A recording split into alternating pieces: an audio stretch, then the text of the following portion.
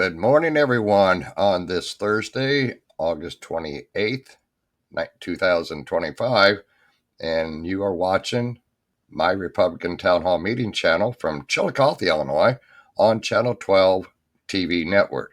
And I have a guest today. His name is Andy Williams, and Andy is running for the Illinois Attorney General. And there he is right there. And without any further delay, let's bring Randy to the stage. Good morning, Andy. Good morning. Good morning. And welcome to the show. And ladies and gentlemen, this is Andy Williams Jr. He's up from Chicago area. I'll let him tell a little bit more about that. And he is running for the Illinois Attorney General. And Andy, just right before we go into further depth, just about where you live at, what you do, what got you into this, and then we'll go deeper and deeper. Okay. Well, I am a native of Aurora, Illinois.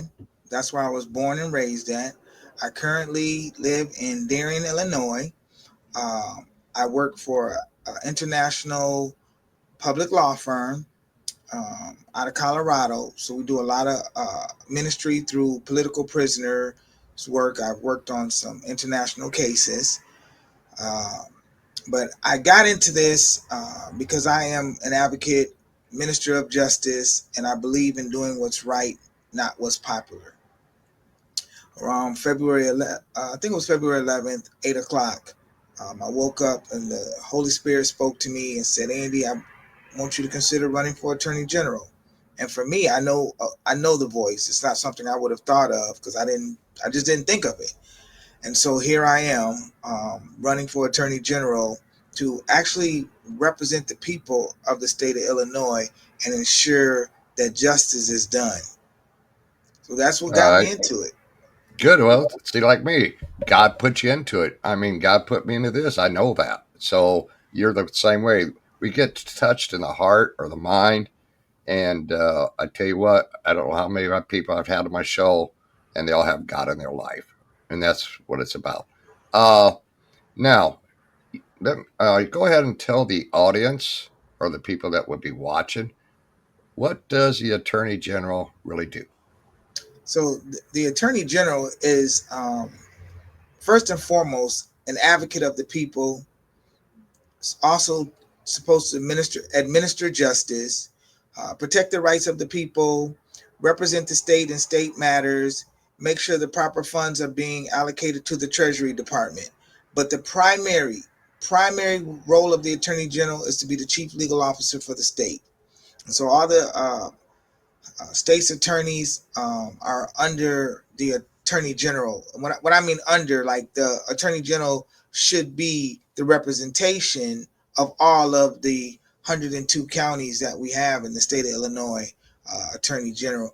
State's attorneys, and it's so important that the individual that is the Attorney General understands it's a nonpartisan role.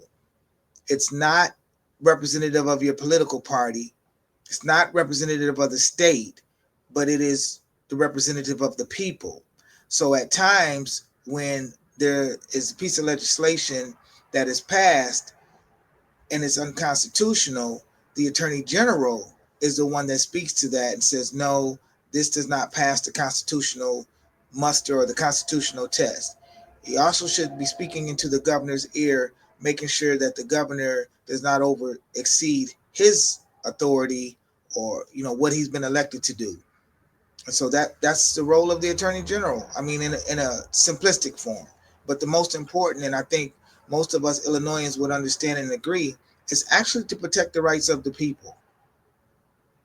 Right now, you mentioned it's supposed to be apolitical, and we know how that's been happening with the orders against Trump and stuff like that.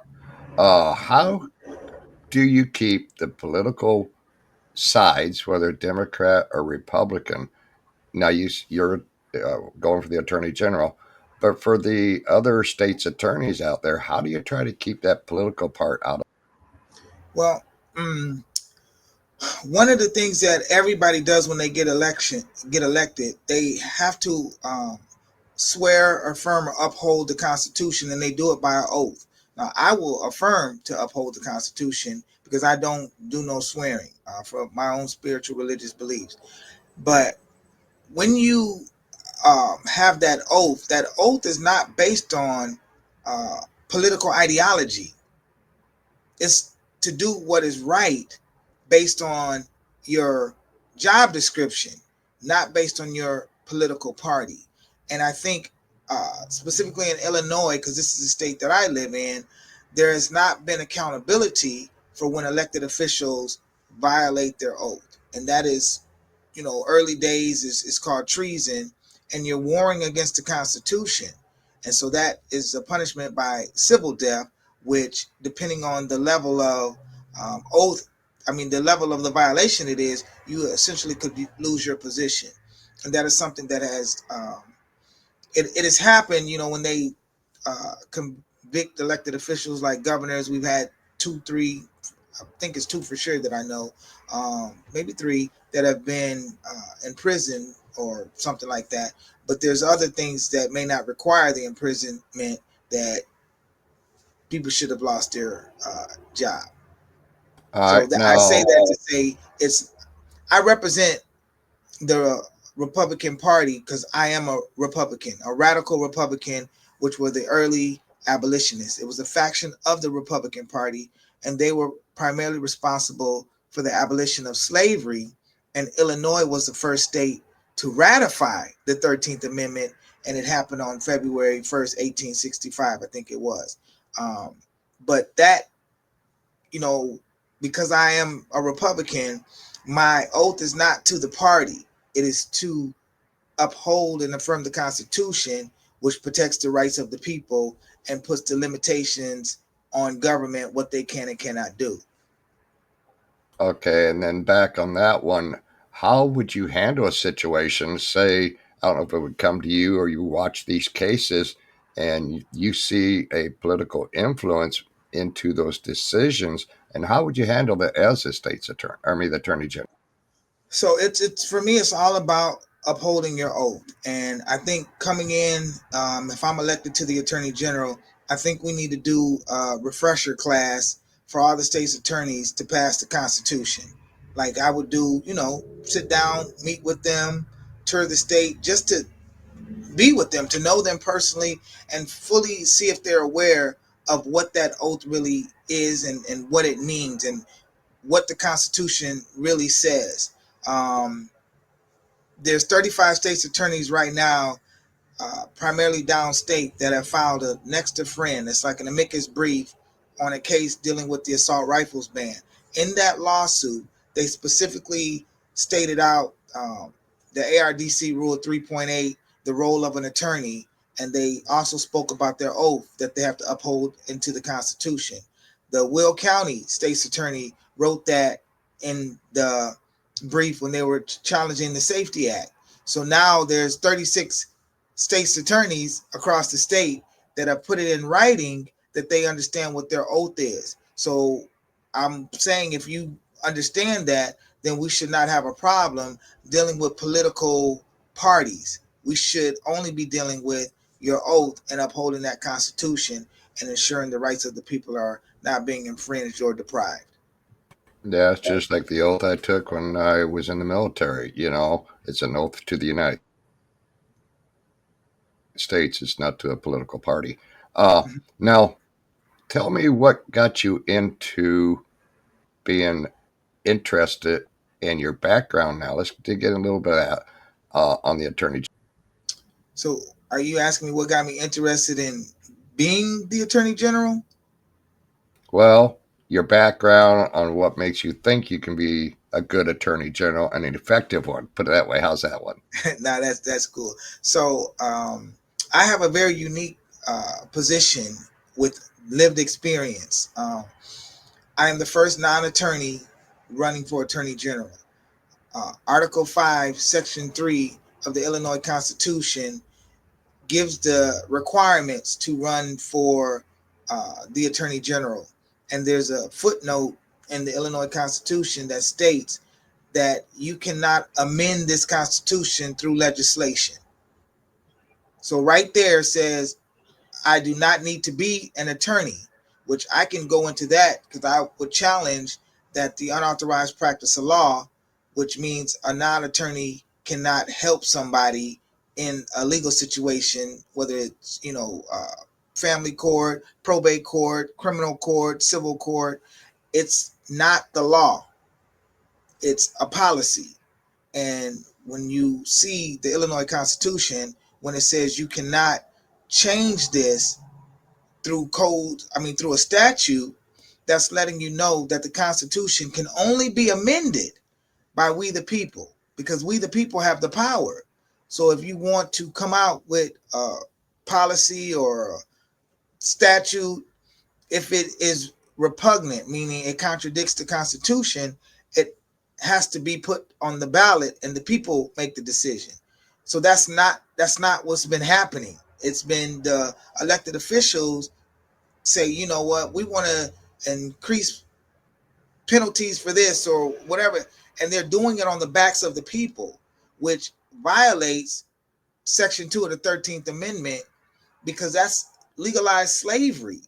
That's what it is. When people can come make decisions about the burdens that they put onto the people, that's no difference. In the Bible, it talks about the shepherds are putting all these burdens onto the people, which they say sheep, but isn't the shepherd supposed to take care of the sheep? Why are the sheep taking care of the shepherds? That's the same thing that's happening into the government right now. And I personally either believe people are turning a blind eye to it, they're ignoring it because they don't want to be ostracized, or they just don't know. I do not have this concept in my mind to say, you know exactly what you're doing. And that's why I go back to, uh, if it be that I am the one that's elected and the people choose me, I choose to have a relationship with the state's attorneys and kind of know where they're at and say, hey, well, here's what the Constitution says. Just see where they're at, because the whole thing is about relationships.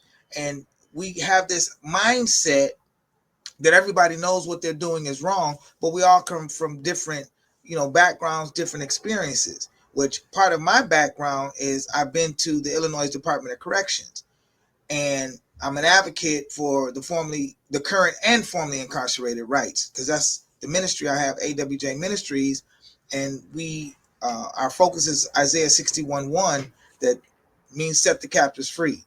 That's physical, spiritual, and mental freedom. I am not by no means an advocate for releasing people that are in prison. But Article 1, Section 11 of the Illinois Constitution says the goal of prison is rehabilitation.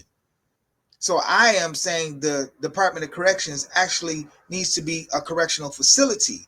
And if you need a model to look at, there's Kewanee and Murfreesboro. There's two Illinois prisons, but there's 20, I think 27, because Statesville's down, I think it was 28. But why are not those other 25 operating like Kewanee and Murfreesboro? And if you want the lived experience of actually doing the rehabilitation, we look to the justice program, Just Us DuPage, which Sheriff Mendrick, that's running for governor, he does that in his jail facility. And that is what a correctional facility is for. It's not about vengeance, it's about accountability. And we go to Hebrews 13:3, the Lord disciplines those who he loves. Accountability is about love. That's what it is. It's not about an eye for an eye, I'm going to punish you. It's vengeance. And I think there's the word punishment for me just means accountability. There's a discipline behind that. And if somebody is so messed up in the mind, that is not, to me, a criminal matter. That's more of a trauma matter. There's more of, I need you to be healed, and you need to go to a trauma center, a healing center, a mental health center, because there's a psychological imbalance in the mindset of certain people. And my background allows me to reach a very overlooked audience, I would say. And it's over 3 million people in Illinois with a conviction or a record. And that conviction or a record can be for anything. You had too many traffic tickets. You didn't pay child support. Like, it's so many different things, which again, this is where I go back to, the government has gotten too big. It's too big, too many administrative agencies, and they're infringing upon family, parental rights, private rights, things like this that the Constitution is there to protect. Yeah, and that's a good point on that. And the thing is, people don't realize the U.S. was built on second chances. You know, it's a issue when you come to it when it's a repeat, repeat, repeat, repeat. So in a way, this goes back to we're going to take this to the national scene real quick and then draw it back in reference to President Trump. You know, people say he's a convicted felon. You know, why can he be president? So maybe you can touch on that real quick and then come back to our state level. So I look at the word felon, and the word felon means you committed a felony, but you're not a felon. You committed a felony. So if you commit a misdemeanor, are you a misdemeanor now? Are you a no?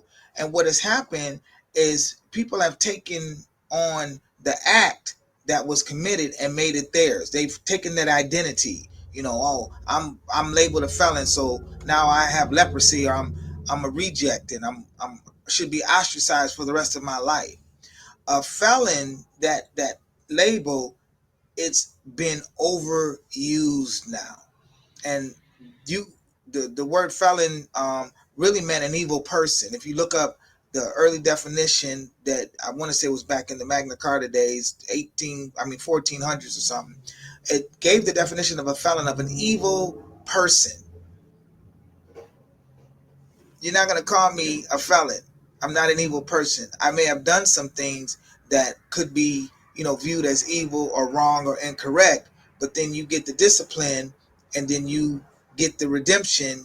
You are made whole again. Old things are passed away. Now we have a clean slate. And the history of the United States is in the written part is saying we found it on uh, a religious background, and I can go into that on both sides, but I just want to clarify, if this is what you're saying, then practice what you preach and stop labeling people felons and saying now that this label is going to somehow restrict you from having your God-given rights or your natural rights or your common law rights just because you have the felon. You're entitled to due process. And in Trump's position, what he was charged with, people could say that deals with his character, but that may not affect the way that he's doing his job in this position. So I think the word felon, we need to ban it, because we're not felons, we're the people.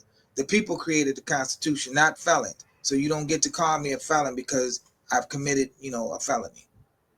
I totally agree with that because how can you restrict somebody? Yeah, they made a mistake or they got caught up, false allegations, all that good stuff, or even the corrupt court system, Mm-hmm. or judges, or even the jury, and then they get tried, they get convicted.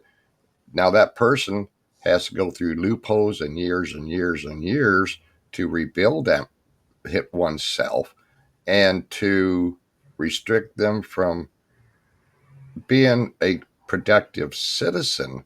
It seems like sometimes this system tries to keep those type of people down. Right. And I just, again, I believe the system tries to keep people down because they don't have a relationship with them. And because of my background, I realized that I have to be a mediator. I can only pick the side of righteousness. And it does not mean that I'm saying that I am all righteous. He that is wise surrounds himself with wise people, wise counsel. So I realize it takes more people than just one ideology or one mindset. I feel like I'm very non-biased. My stepmom is German, aka white, we would say. I grew up in a biracial, home. And if my stepmother and father would have not separated, I 100% would have not ever went to prison, because I had a two-parent household. I had chores, responsibilities, school clothes, play clothes. I was a straight AB student. I went to Germany when I was 7. I had summer vacations every year.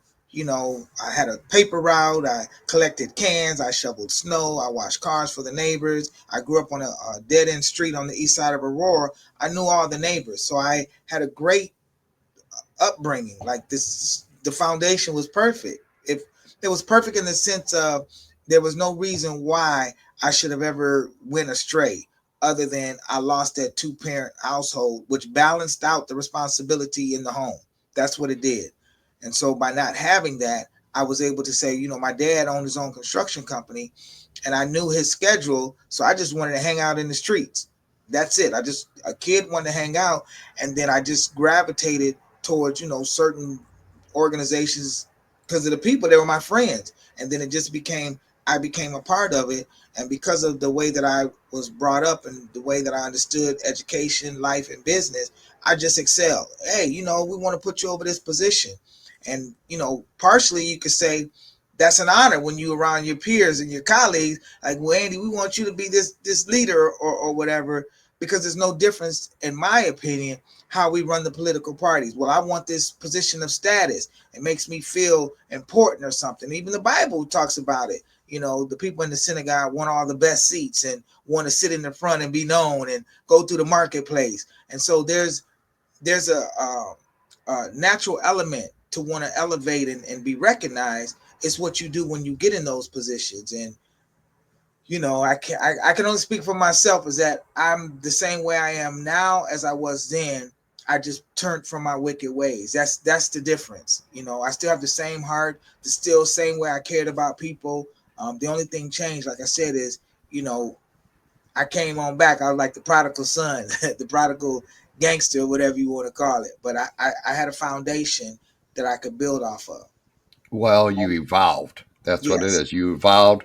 You took on yourself to look on your inside and change yourself and better yourself. And Mm-hmm. that's what's is, there's, like I said, it comes back to, a few things happen. But the thing is, you still want to, if you're a normal person without a mental illness or just don't care, that you want to better yourself. You want to partake. And like you said, and this is also what Sheriff Mendrick, who's running for Illinois governor, said, it's the broken homes that is causing a lot of these children to have issues. Because, like you said, you go out there, you go on the streets, and the gangs. I don't know if it's gang related, but I don't want to really know. But they want to bring you in because you want to feel of something, and you're young, you're 14, 13, 15 years old, and then you get in the gangs, and then they found out you get older, you wake up Mm-hmm. that this not the best thing to be in. I mean, I've talked to Cash Kelly. I don't know if you've heard of him. He was a J6er, and basically that's what happened to him too, you know. And it's really amazing that there are people that have convictions that are good people after that, and they just had a bad time or something happened. Uh, Now, back to real thing. What do you think one thing a person who's been convicted should never be able to own? Should they ever be able to own a gun or anything like that? So the Article 1, Section 22 of the Illinois Constitution states you have the right to bear arms subject to the police power. Okay? Um, which means you have the right self defense in your home. But if the police are coming there for whatever scenario it is, your right to bear arms does not supersede the police power in that situation. But the police cannot infringe upon your rights unless you're doing something. So my position is this: if the Department of Corrections is a correctional facility, and then we go to prison, it's corrected, your rights are restored as soon as you leave that institution. When you're an individual that's been diagnosed with a mental health condition, in order for you not to have the right to bear arms or your rights to be infringed, you have to be adjudicated by a competent system, a judge, whatever. It's just got to be a competent system that adjudicates you to say this individual will be a harm to himself or others in society. So you cannot have a firearm at the present moment, just at the present moment, because people evolve, as you said earlier. I say that because when you label somebody a felon, they're never awarded that due process. The word felon is it. That's all you have to do is label me a felon, and now I don't have the right to bear arms. Well, there was a Supreme Court case where a lady had a restraining order against her husband, and he was threatening her and the kids or something of that nature. It's the case is called Castle Rock, and the husband wound up killing the kids. But she was calling the police saying, "Hey, I need you to come get my husband, whatever. I got a restraining order," and they said, "We ain't touching that." So then the guy killed her kids, and then she sued the city, the city, because for violation of the due process or state created danger, and they said the police don't have a duty to protect. Okay, and so she lost that case. Another case in Iowa happened the same way. This guy killed his wife. The children filed a lawsuit. They said that the police don't have a duty to protect. That's relevant when we're talking about the right to bear arms, because if the police don't have a duty to protect you, how do you protect yourself in your home or your family from an intruder that's coming in with guns or whatever they're trying to do? So it's kind of like the state is creating a danger. And the way we move around that state created danger is to ensure people that are going to prison are rehabilitated, ensuring that people understand public safety. There's a guy, Jay, out of Vernon Township that teaches, firearm safety training and all that. Those are requirements. And especially if you are in jail with a violent crime. So, a violent crime that deals with, violence, force, or something like that, then you come home. I think part of that process is to understand firearm safety training and things like that, because there's a history of showing that you may have been violent. But I by no means believe that the right to bear arms should be infringed just because you're labeled a felon. That is the issue that I'm saying. The felon does not mean I'm a violent person. There has to be proper due process. And right now, the state of Illinois give the immigrants or the foreigners due process, but the people here in the state don't even have due process. So, it's kind of hypocritical to me. Right. So, it can things like that ever be changed? So, say somebody did go to prison for whatever it was, and say instead of not letting them have a gun, because how could you protect yourself, like you, as a normal person who's been through the system, has been no problems for years and years and years, protect yourself besides a knife from intruders? I mean, should they be given like 10 years and then review it and say, okay, this person's been out of trouble. They've been, they're a law abiding citizen. They're productive to society. Maybe like 10 years, look at them and then consider letting them have a weapon. How's that look? So I'll go back to the Constitution. Says the people have the right to bear arms, and there's no exception clause. There's none. So if we want an exception clause to say, it has to look this way, that's something that needs to be put on the ballot, and the people need to agree with it, not the legislators say we're going to do this, based on our own opinion. And the reason why I say that, because you can't just label some. If somebody's a felon because they got caught with 5 pounds of weed, does that make them a violent person? No, but they're labeled a felon now. So that for a scenario is the person that they had those 5 pounds of weed, they owe that person now. So now they got to go do 3 years in jail. And when they get out, that person saying, "Well, you owe me those 5 pounds of weed," and he comes over to that individual's house with his buddies with guns and trying to rob them or take whatever he has, and that individual has no recourse. I heard a study, it takes about an average of 22 minutes for the police to get to a location when they call. So it's kind of like, here's a catch-22. The police don't have a duty to protect me, but now I gotta wait. Well, what did I go to prison for? Wasn't that rehabilitation?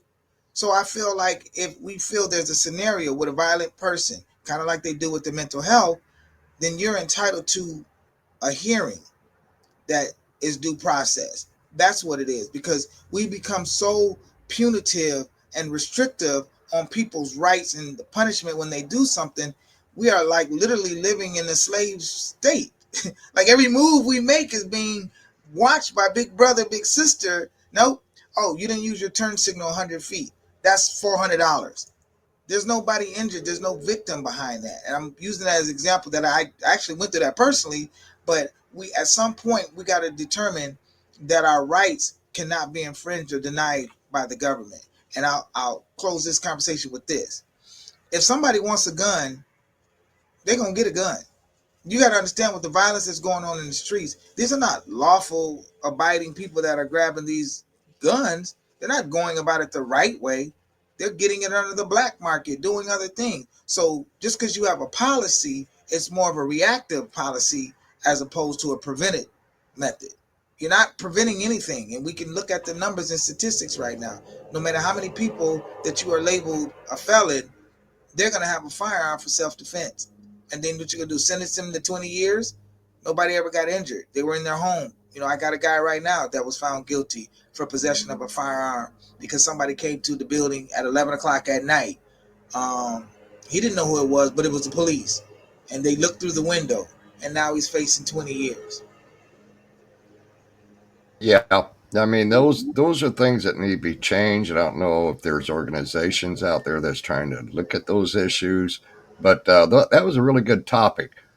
Very informative, and maybe things will change for somebody's been through the system and they're productive, no problem at all. To help uh, defend themselves, and because you never know what's going to happen with the even I live in a rural community, sort of. Who knows? You could get terrorists come in. You could even get somebody coming in here with a gun to my wife and I. Right. So yeah, really, it's a scary situation for somebody that's been through the system like you have. Uh, let's go on to this topic right here, and I'll let you explain it. It's a petition, and I'll let you explain that. So on August 27, 2019, I was involved in a pretextual traffic stop in the city of Aurora, Illinois. And what a pretextual traffic stop is where the police stop you just to find out who you are, what's going on. But they use this scenario that, Andy, you didn't use your turn signal 100 feet. You didn't come to a complete stop. Now, I can go through all of the evidence that shows that's not accurate. They could have never proven that. Um, it's not accurate. It's just 100%.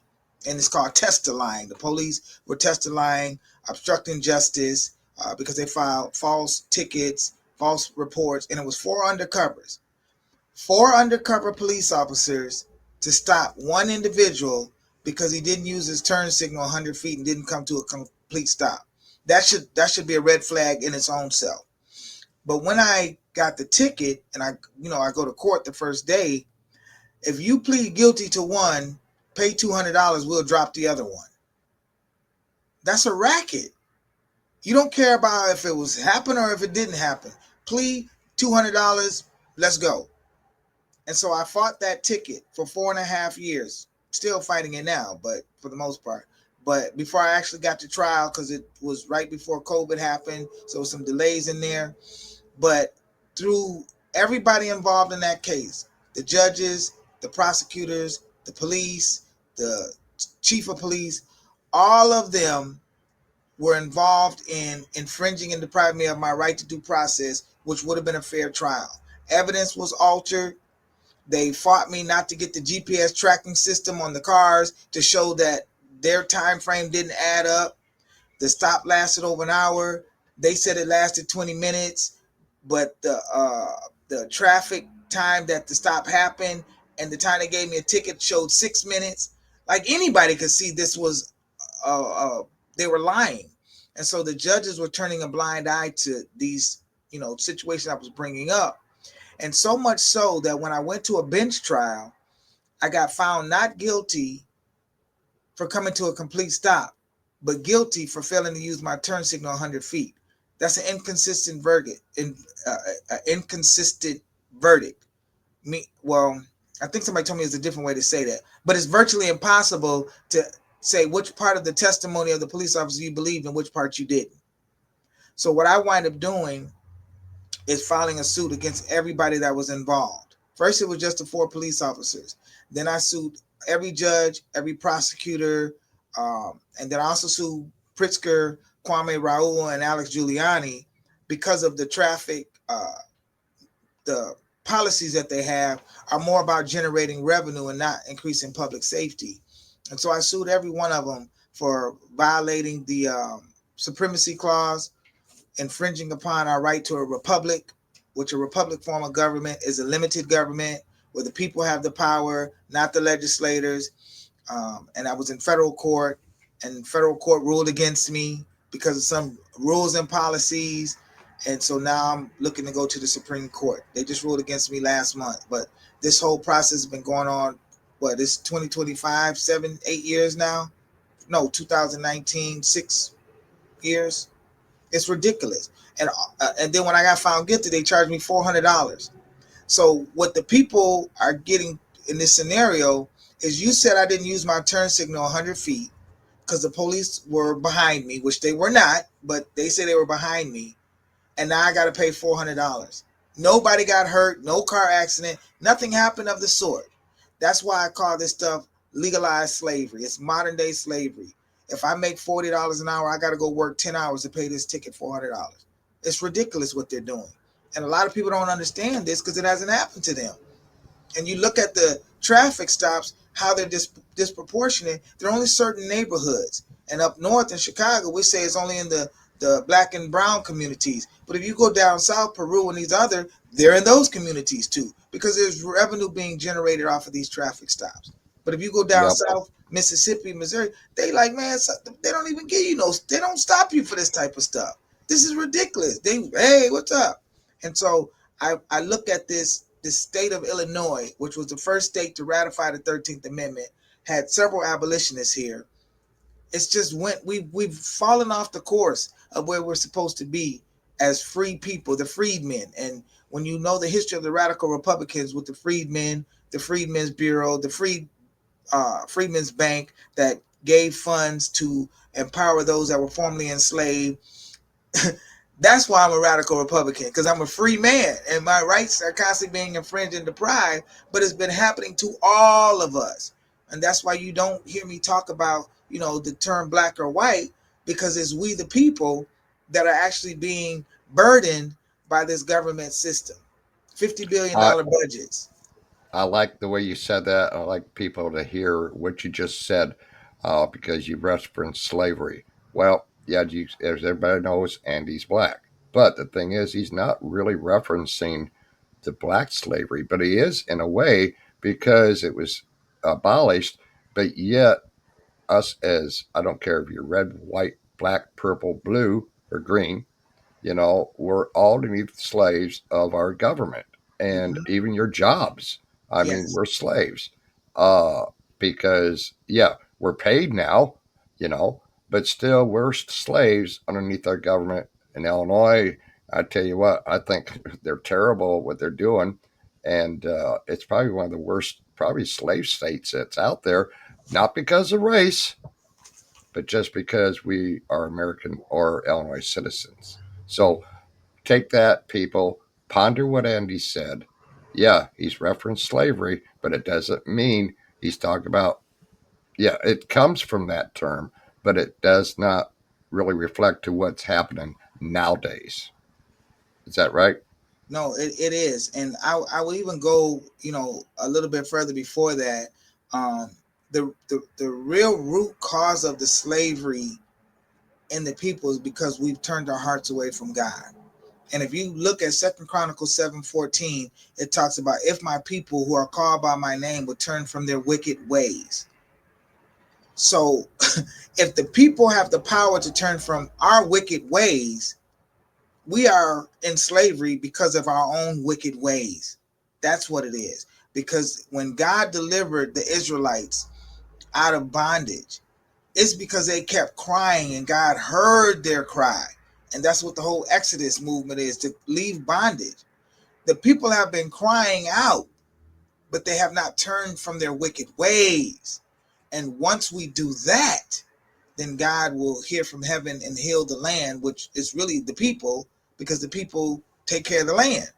And so that's my personal journey, where you don't hear me blaming somebody else for the choices and decisions that I made, although I do believe some of the circumstances around me allowed it to happen. But the Bible also talks about when you're a child, you speak as a child, but when you become a man, you put away childish ways. And that's where I'm at. I'm a man, so I cannot be saying, well, the woman you gave me, or the serpent did this, or the police officer did this, which at times in my case there was some unconstitutional policing. There was some times that the judges did this, but I don't look at that as me blaming them. It's me stating a fact. This is a factual thing that happened, and there needs to be accountability behind that. But I will say the whole root of everything is it's a spiritual battle, because we don't wrestle against flesh and blood. These are spirits and principalities that are in high places. And what I look at that as is these are principles that was put in before our time. And we're trying to fight those principles in the natural. And it's a spiritual battle. And once we understand the greatest spirit is love, because God is love, then we love ourselves, and then now we can love our neighbor. Because I'm not anti-democrat. I don't care what this division is in politics. I'm anti-oppression and pro-freedom. I'm a kingdom man before I'm a political candidate. So my loyalty lies into my Father's business, not the man's business. And he wished that none should perish. None means none. None does not mean no. Right. None means none. And we could just love on ourselves, and then we'll know how to love our neighbors. And if you don't know how to love yourself, you just ask God. It's in the book of James. Any of you lack wisdom, ask of me and I'll give it to you. And so I believe one of the root causes of our society today is the church has been silent. The church has not used the keys that God has given them that no man can shut, because maybe we don't know. Maybe there's a lack of knowledge. I can't speak to that, because I'm doing what I need to do in our ministry. So I can't be focused on somebody else's ministry, what they are or not doing, because I trust the Spirit will align us the same way I feel like he's aligned us, and how he'll align, this campaign, if it be his will for me to have this position. Exactly. It's like when I met you at the state fair down there on Republican Day. I mean, I think it's just because you and I are normal people and we have God in our life. And you sort of connect with people like that sometimes, not really knowing it.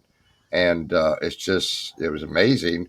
And then find out you're at in God. I'm with at that. I'm in God. And most of the Republicans I talk to are with God. But I wonder about the left side because of what that's all ungodly. But that's for another topic.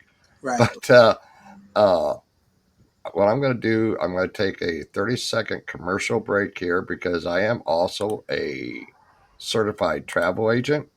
Okay. And I'm putting that there. And I'm going to bring up the short 30-second commercial. Welcome to the Carnival 30-minute tour. Hey, Shaq. It's a 30-second tour. No, man, it's like... now it's 26. Welcome aboard! Ocean! Skyride! Mini golf. Relax, relax, relax! You take this man to be your husband? I do. Married. No time for basketball. Pool! Carnival. Choose fun. There you go. Cute little commercial. But anyway, now we're going to go on to, let's see. Okay, Andy, before we go on to the other overlay, how, when you're running, you're out there talking, and you have an opponent that you're going to be running against who could be a lawyer, okay, how are you going to say that just because he's a lawyer that it doesn't disqualify you from being an attorney general, and what is your benefits over their benefits? So, as I alluded to earlier, Article 5, Section 3 does not require me to be an attorney. I've litigated my own cases, and like I said, I'm on my way to the Supreme Court. But mostly every case that I've done has been on behalf of the people. And I've been doing it without a lawyer. I've sued the government, Illinois, twice for overthrowing our republic form of government. They've been infringing upon our republic. So this is what I'm actually doing. I was the first to sue under the COVID based on religious freedoms, and it was a violation of due process before Bailey and Mr. DeVore did that. So I'm not, in a debate with my opponent about me being a non-attorney and them being an attorney. I'm more interested in saying, let's put our backgrounds up on each other with the experience of who's been an advocate of the people. That's that's the only thing that I want to talk about, because I'm the people's advocate, because I'm one of the people. I don't represent, this legal entity that I would go back to the scriptures. Woe unto you lawyers, like it's saying something about all of these lawyers. And, from a spiritual background, you look at the Sanhedrin council that crucified Christ. There was the government, there was the lawyers, the Pharisees and the Sadducees. You got to look in the scribes. Who were all these people, and how does that align with today? And I'm saying, with all the lawyers that we have, those that are even running, what have you done on behalf of the people today? Do you just represent the people that you can profit from? Or do you visit the widows, the orphans, the fatherless, the homeless, those that don't have anything, and say, I'll be an advocate on behalf of you? Because that's the firm that I work with. And that firm, the firm that I work with, they have, we have a lot of cases that have come through the firm. Not me personally, but I just, talking to the attorney, where lawyers take all this money to help people and don't do anything. You're abusing the people. And so when I look at the attorneys that running for attorney general, I just ask about our background. And there's two other candidates right now, and one of them from downstate. And just, I don't know him, but I read about him, and it seemed like he was a very integrity, ethical, honest man. But I just read an article. I looked at his photo, and I felt that what, this guy is solid. But I'm not really getting into a debate about me being a non-attorney or an attorney, because at the end of the day, our oath is to uphold and affirm the Constitution. And if the Illinois Constitution says I have the right to do this, I don't know what the debate is about right now. I'm just doing what the Constitution allows me to do. Right. I agree with that. Now, say I'm just going to play devil's advocate, and like I'm the opposing person, and I come up. You're on the stage together on a talk show like we are right now, and I come up and say, "Well, I've prosecuted thousands of cases, and where you have it." Right. And which one of those thousands of cases have wrongful convictions? And it'd be great to find out which one of those thousands of cases that you prosecuted violated the Constitution. I like that answer. I love it. Love it, my man. We can always prosecute, but where are we actually doing rehabilitation, which deals with Article 1, Section 11? Where's our restorative justice at? I got a guy right now that's in jail 3 years for driving without a license because he had a dis-ease. He got a DUI. Not that he was riding reckless on the street or anything, but he originally had got a DUI for self-medicating. So then you charge him $10,000 for an ankle monitor, and then you send him to prison for 3 years. How does that man get ahead? What was the $10,000 of the ankle monitor put on? Had a breath analyzer in his car. Another brother locked up because he had a DUI, that's a real unique case, but he got sentenced to prison for 3 years. He had his own transportation business, taking care of his children, had employees. What was the purpose of even sending him to prison instead of helping him get his license, finding out what the root reason for the alcohol, because that's a form of self-medication when you don't have medication. This is not this whole I'm the prosecutor, I'm the this. Okay, how are you helping our community though? Now, if you out here murdering somebody, robbing people, yes. Even with that though, it's not a vengeance thing. It's a rehabilitation if you are able to be rehabilitated. And there's time factors. That's why we have parole. You do a minimum of this time because we have assessed in order, if we provide these services, kind of like rehabilitation. If you rehabilitation, when you break an arm, they say, well, if you go to therapy, 90 days, it's going to be healed, but you got to go to therapy. That's the same way with prison. If you go to prison, if you take these courses, what we put out here to rehabilitate you, we know in 3 years, you're going to be right standing, in 5 years or 7 years, But if you don't offer that, then you're bragging about prosecuting. That's not a big, shiny star on your belt for me. Good answer. And again, you just mentioned something about rehabilitation. look at what Sheriff Mendrick in DuPage County has done with his inmates.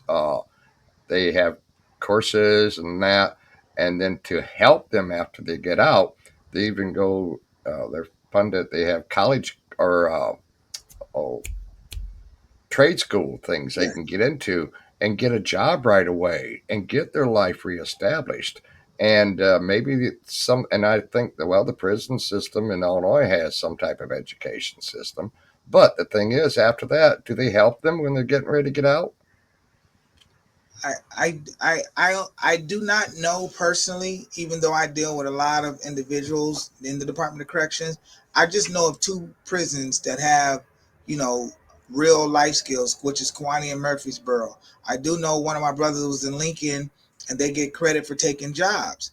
You know, but again, we could talk about the jobs and the credit and go back to slavery. Like, what is this setup here that we're doing? You know, and this is the same brother that has his own transportation company, which I fought tooth and nail on his behalf. You know, when you're a member of our ministry, we have every right to be an advocate on behalf of our members.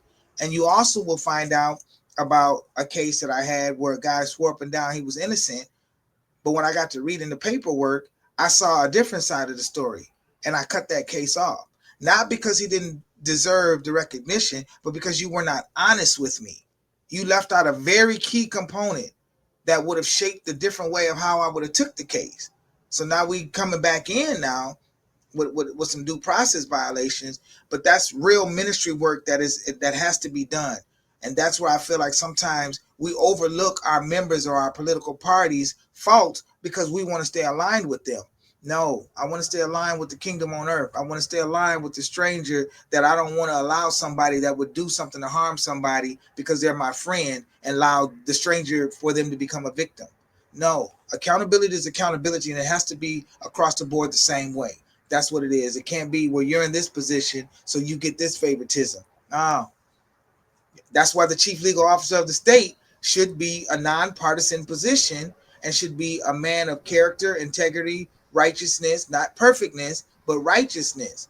And that's what our state needs. That's what our country needs. That's what our homes needs. That's what our families need. Like, this is a need that needs to happen, because if we didn't need it, our society wouldn't look the way it looks today. Right. And another thing too, I think a lot of these states' attorneys look at how many convictions they've had underneath their belt to help bolster their career. So that's my input into that. And we're almost an hour here. Wow, it's time flew by. I want you to. I'm going to bring up this one here and let you explain this one here. Okay. So that one was the order that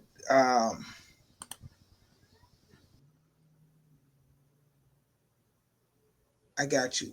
This is where I sued Pritzker and Donald Trump. It says Biden because he was the president at the time when they issued this order, but it was during COVID, and the COVID decision infringed upon our religious freedom. That was the angle that I had.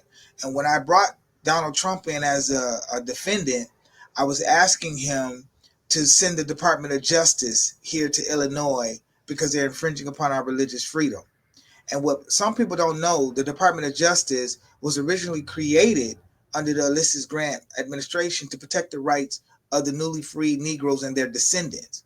So I was merely saying, Mr. Donald Trump, you're breaching your fiduciary duty because this governor down here is infringing upon my religious freedom. And so I lost that, but I lost it in the 7th District Court, but then I also went to the appellate court, and that was the decision from the appellate court that they sided with me in the state that they should not have dismissed it with prejudice, but they said I could have amended my complaint. And when they tell me, you have failed to state a cause of action, I didn't know I could amend the complaint at that time, because most of the time they give you leave to amend. That's relevant today because these are all the self-study journeys that I had to go through, so now other people don't have to.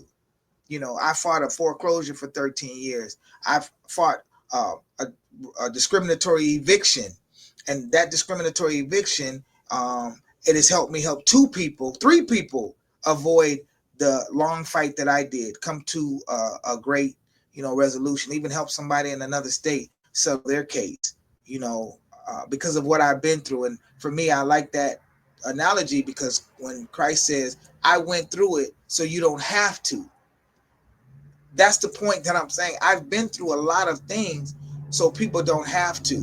I know which route to go. I can, for better terms, kind of discern when somebody's being honest or you're not being honest. But I'm not saying I'm always right in that discernment. And that's why you need a counsel around you. That's why it was like 12 disciples. That's why you have a cabinet, and if you put the cabinet around all the people that agree with you, that's an imbalanced cabinet. You need people that are not in agreement with you on every decision you make. That's why there's, these two political parties, because they represent different constituents, but they don't need to fight about it. You're just saying, I represent this audience because this is where I come from, and you represent this audience. But if I'm correct, it's the United States Constitution, when it talks about the goals of the United States, is to form a more perfect union. These people that disagree with how we're dealing with principles, those are people we could minister to. But we can't minister to somebody that you're always bopping in the head and yelling at them and cussing them out. I don't agree with the policies, but I don't hate the individual. Exactly. Yeah. Now, see, and the thing is, I'm going to reference God on this one, or Jesus. His 12 disciples, and they were not perfect. Jesus did not pick righteous people to be his 12 disciples. In fact, one of the disciples was killing Jews, and he's one of the apostles. So, one of the disciples. So, this is what people don't understand. Jesus and God is out there for everybody. You just have to take it. And when they look like I said, self-righteous people, you know, that's not always the case, because they may have been brought up, not had any problems throughout their life. They've been spoon fed, had the best of everything, but not have been through the knocks of what life does to you. You're right. And that's the lived experience, And I just, look at the audience in Illinois that has a conviction or a record. It's over 3 million people. And when the Holy Spirit began to share with me the strategy on what to do to get the 10,000 signatures to get on the ballot, visit the nursing homes, Andy. Go to the homeless shelters. The people in the county jail can vote. That's ministry work. That is literally ministry work. I get to go to the barbershops.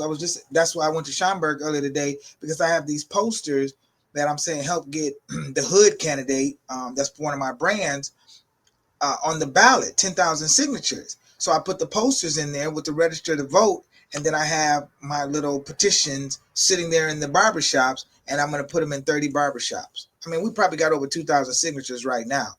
But I was like, I ordered 500 of these posters. Well, not posters, but these little sheets, these 8.5 by 11. I was like, I think I ordered too many, because I should have just ordered 100. I'm not going to be like in 500 places. But then the Holy Spirit said, no, you're still getting the message out. You're still getting the message out. So exactly. And that's what it's about. Even if it's your message or it's God's message, or if it's God's message he put through you to put out. One, I was going to say real quick, I think I lost my train of thought on that. Your ministry. Do you want me, you want to say a little bit about your ministry? If you want me to put a ticker underneath there real quick on it? No, I don't want to. Okay. I mean, I'll say something about it, but no. So what our ministry is based on Titus. Well, the mission is Isaiah 61, setting the captives free. The spirit of the Lord is upon me, because he anointed me to preach, share the good news, set the captives free. So that's what we do.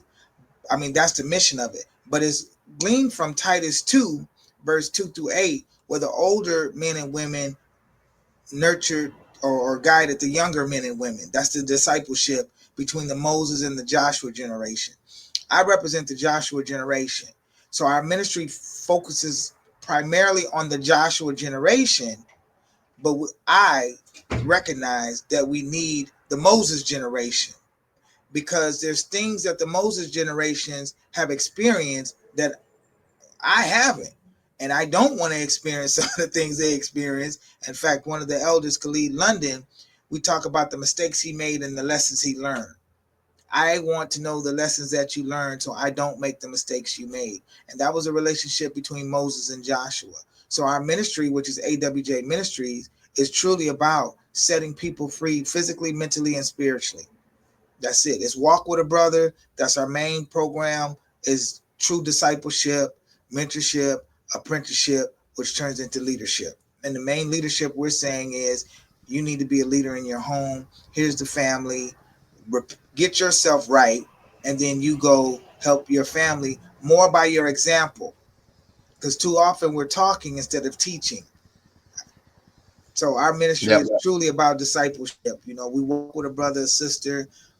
Stephen talks about you had to get men full of the Holy Spirit when they were out ministering. And so that's what I do. I get men that are matured, women, elders that are mature in their walk with Christ. And then, boom, we just connected with other people.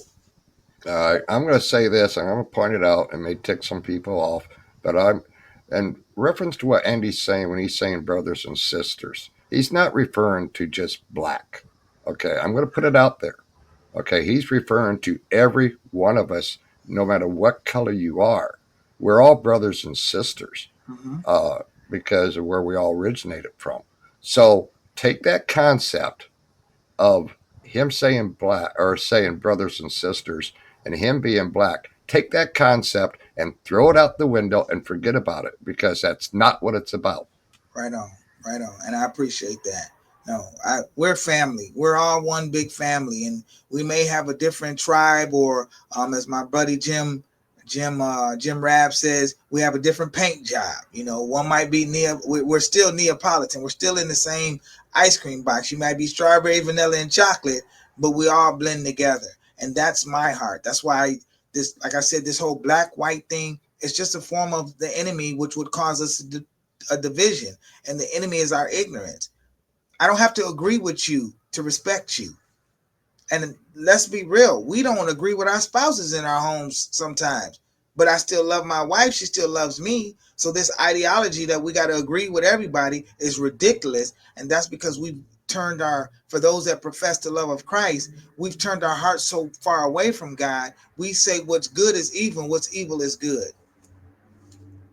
Well, I remember I was down at iGold back in May, I think it was, on a gun owners lobby day, and retired Lieutenant Colonel Dave Grossman was there.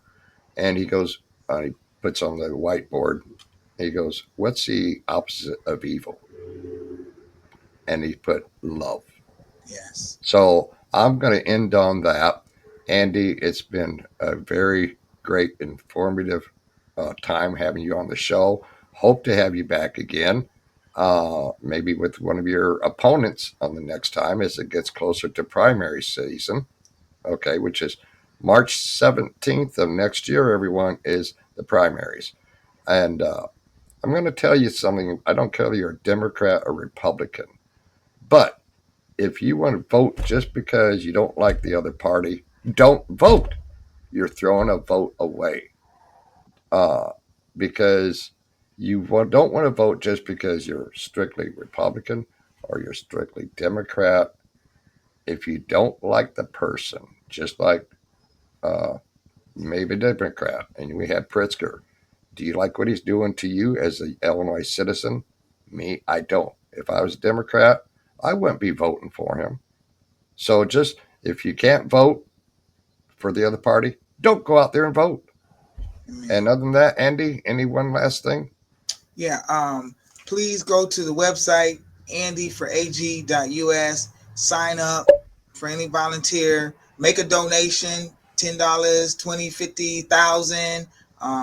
I probably have the best budget for the campaign because it's less than 13,000. Like, how do you do this? God takes the foolish things of the world to confound the wise. That's how.